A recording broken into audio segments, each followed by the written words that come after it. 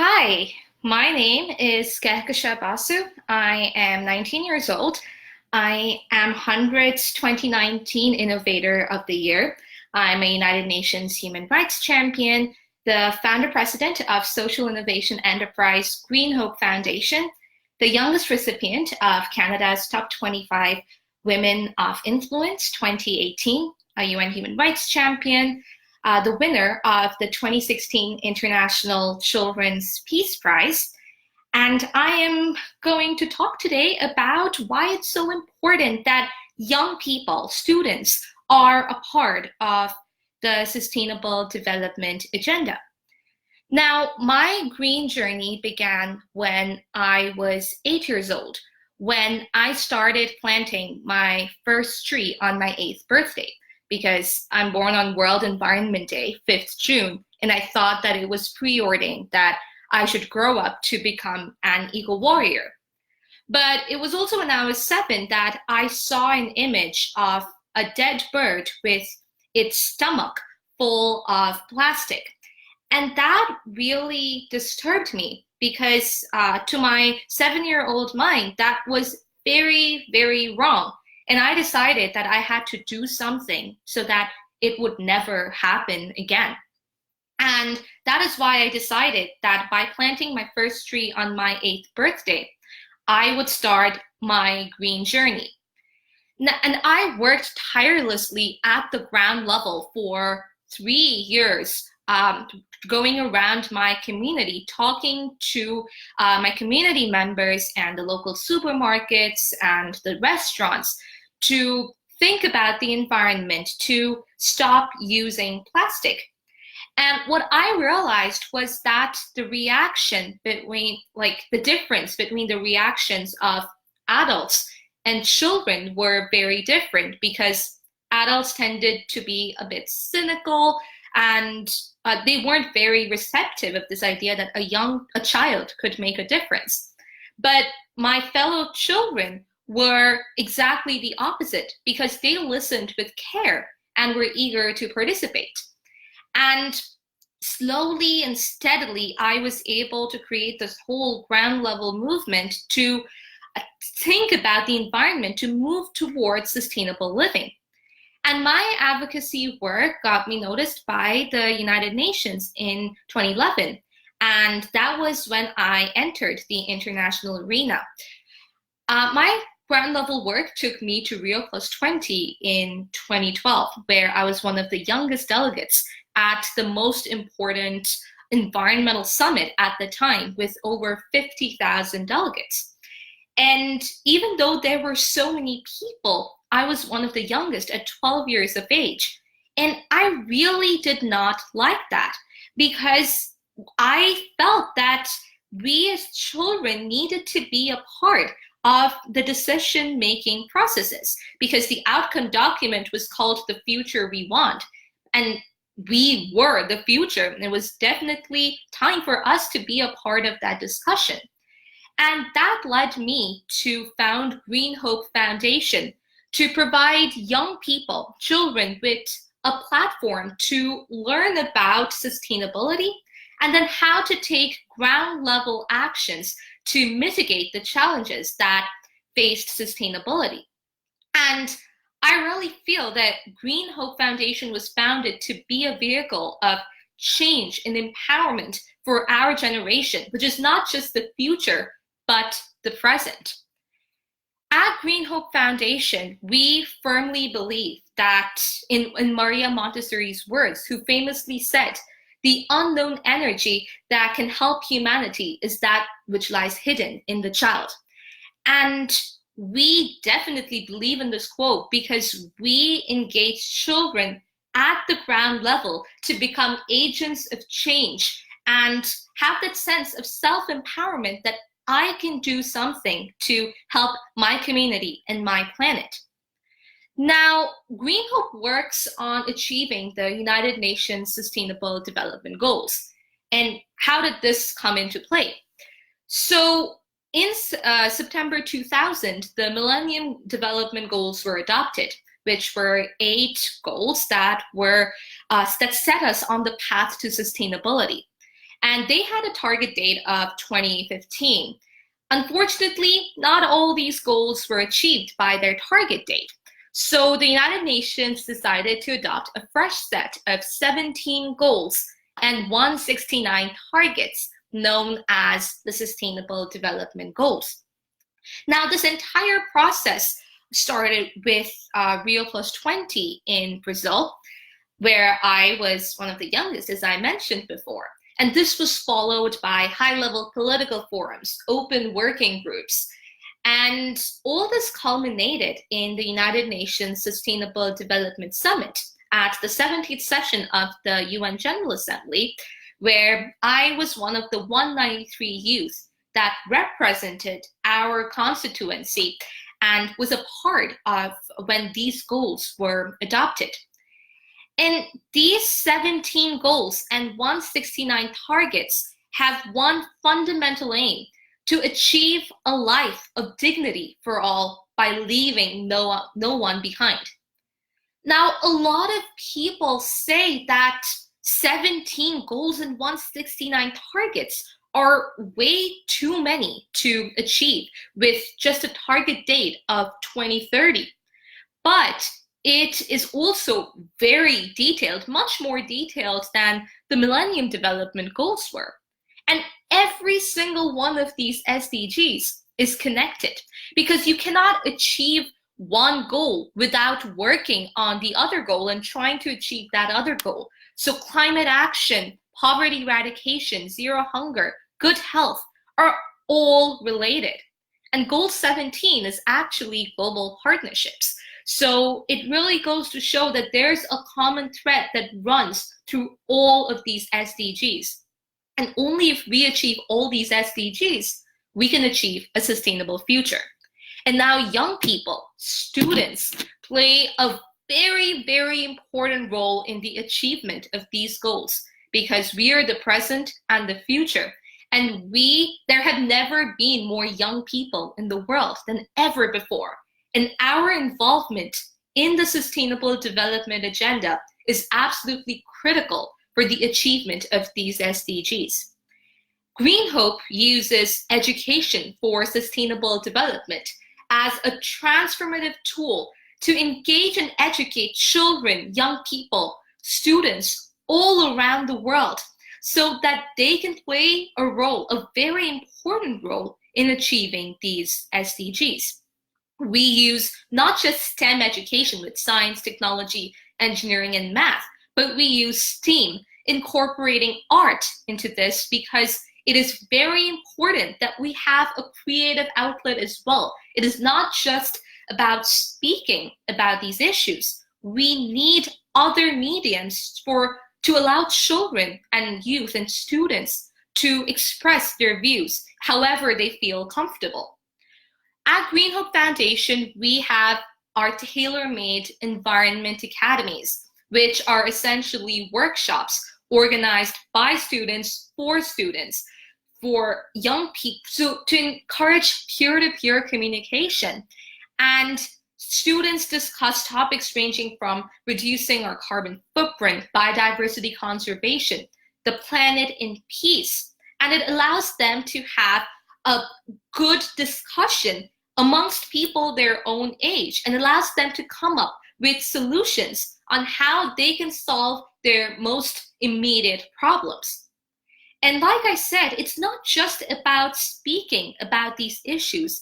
It is very important that we use creative ways as well, because these creative ways help us to bridge language barriers. It is a way of saying that you don't need to read or write or just speak about it. You can do it however you find feasible for you to express your opinions. And we use art in the form of art workshops, art competitions, dance, music, where Green Hope has its own band and we compose songs, we rap, beatbox, play different instruments. And our songs are all about our experiences in the places that we have visited and worked in on all the issues that we work on.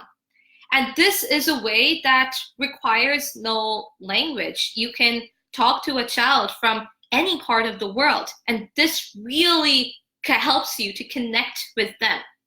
We also use drama. We use sports such as soccer and cricket to spread awareness.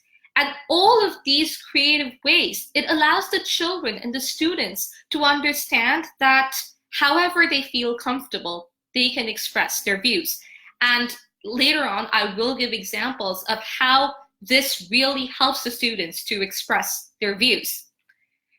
It is apart from using creative ways like music, art, dance, and drama, we focus very heavily on ground level action because you cannot achieve the SDGs without ground level concrete action. And we complement advocacy with these ground level projects all around the world, which our students run in their own communities. We plant trees for climate justice, which is goal 13 of the Sustainable Development Goals. And we have planted more than 20,000 trees all over the world because tree planting, as we believe, is the simplest yet most effective way of mitigating climate change and stopping land degradation. We focus on renewable energy. We distribute solar lamps in villages in India, in Bangladesh, in Nepal.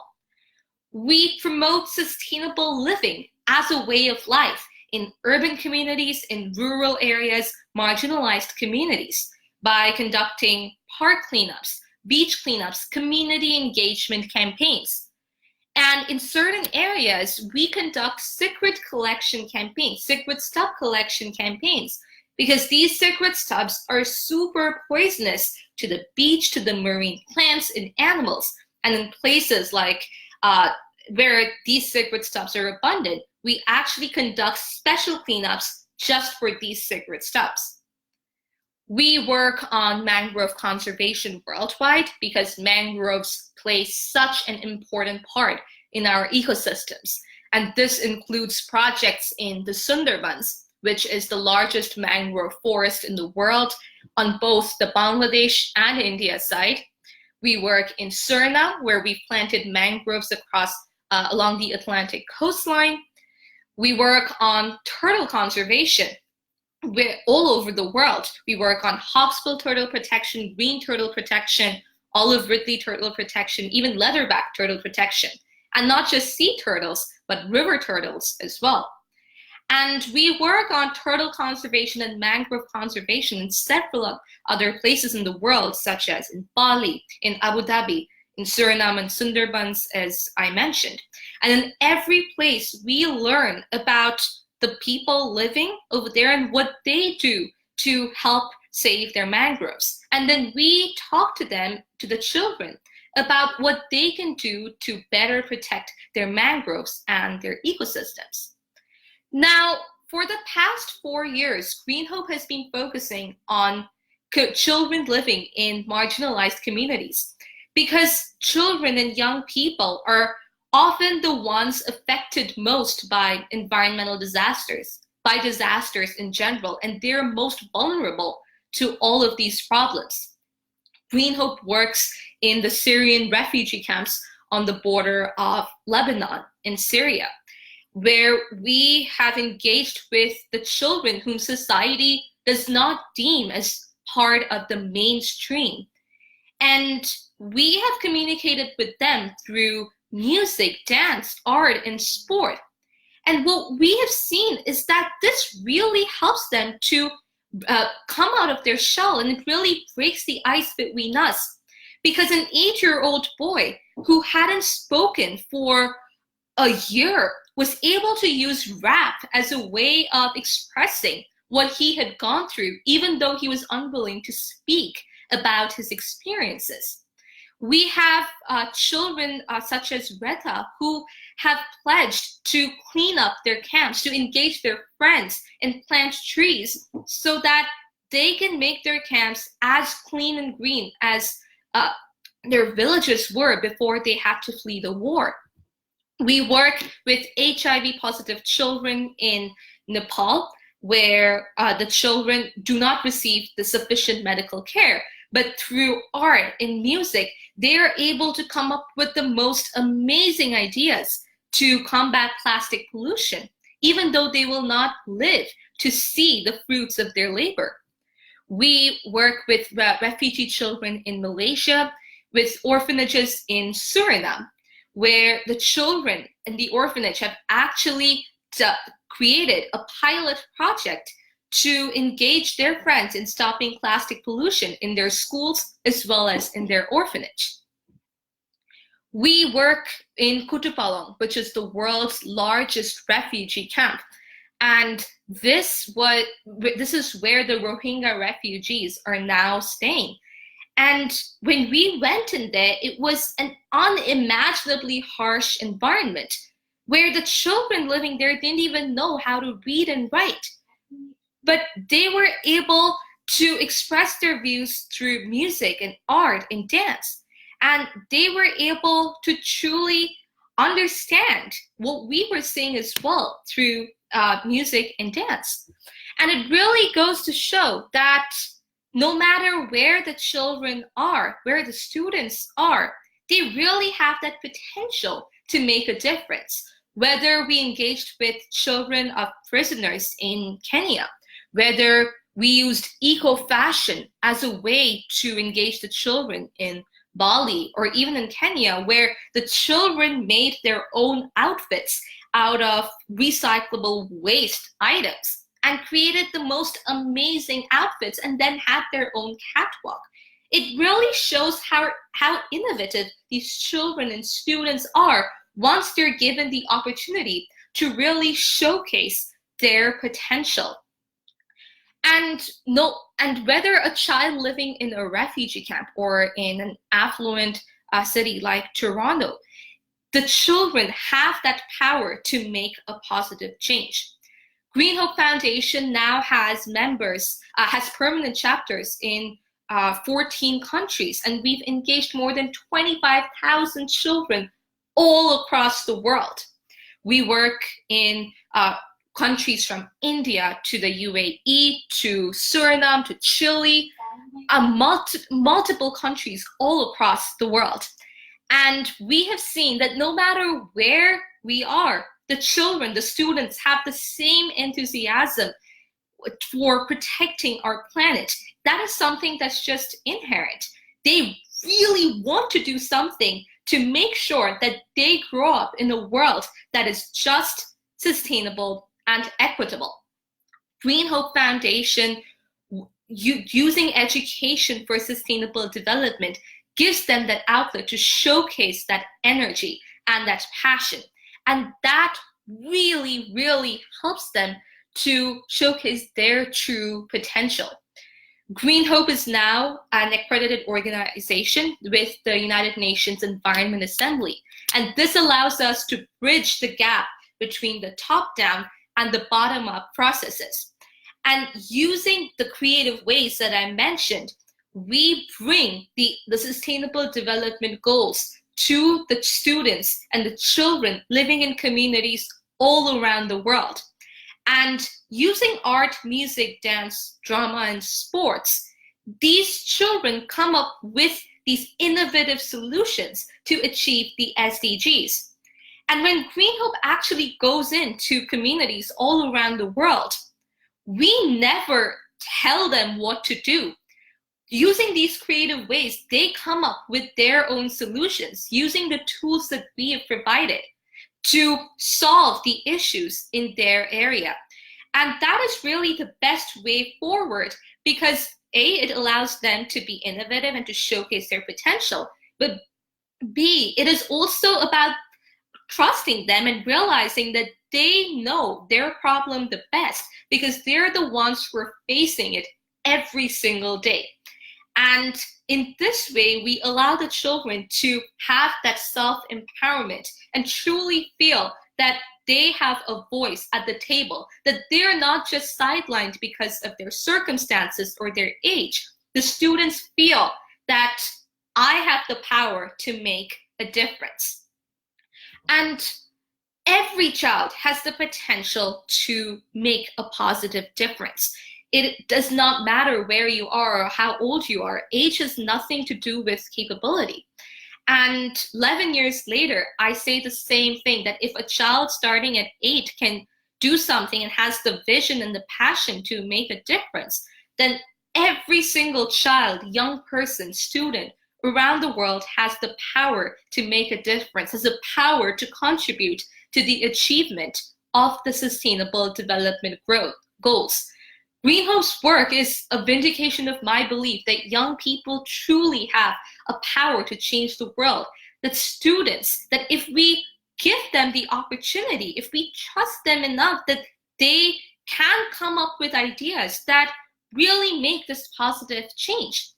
And students all around the world, all we need is an education, that safe environment, a culture of tolerance and peace, and these 4 ingredients really help us to showcase our true potential and our change making to achieve this sustainable world.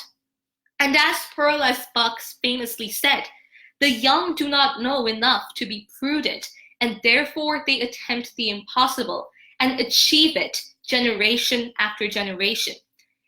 When I started with Green Hope Foundation nearly 7 years ago, I never dreamt that we would become a multinational social innovation enterprise that works with students, children, and young people from all across the world as ground level local actions that are all towards achieving the Sustainable Development Goals and achieving a sustainable future. But even though I did not dream of reaching out to so many people, or that so many young people will be passionate about sustainability, over the years I've learned that young people, children, and students should never be underestimated. And we must have a voice at the table. We must be a part of agenda setting, policy making, implementation. And this kind of holistic education for sustainable development, actually helps and gives them the tools to make sure that they are a part of the sustainable development agenda. And it gives them that sense of self-empowerment to go forward, to step out of their comfort zones and truly make a difference.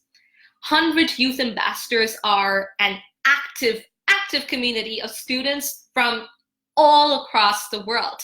And they are passionate about education's potential and want to be a part of the change together, and a positive change together. So join this community now. Now is your time to make a difference and take action, because time is definitely not on our side. Just remember, never underestimate students, children, and young people, and together we will be able to achieve a just, sustainable, and equitable future.